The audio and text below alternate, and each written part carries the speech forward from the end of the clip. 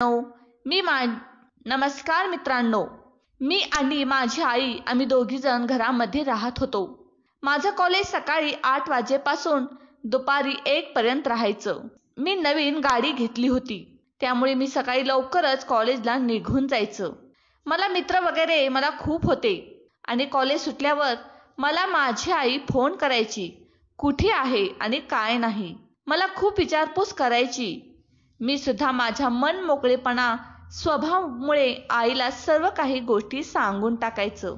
एका दिवशी माझ्या मित्राचा वाढदिवस होता आणि त्या दिवशी आई मला खूप गर्दा करेल आणि खूप राग करेल यासाठी मी माझ्या आईचा अजिबात फोन उचलला नाही. आईने त्या दिवशी मला तब्बल 6 वेळा फोन केली होती, पण मी मुद्दामूनच आईचा फोन उचलला नाही.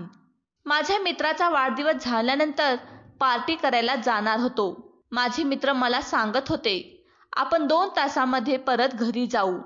पण घरून आईचा फोन खूप येत असल्यामुळे मी माझ्या मित्राच्या समोर आईचा फोन अजिबात उचलला नाही.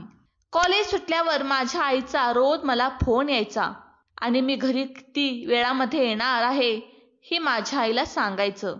तोपर्यंत आई माझी जेवणाची व्यवस्था करून ठेवायची आणि घरी गेल्या गेल्या गरम जेवण मला जेवायला द्यायची.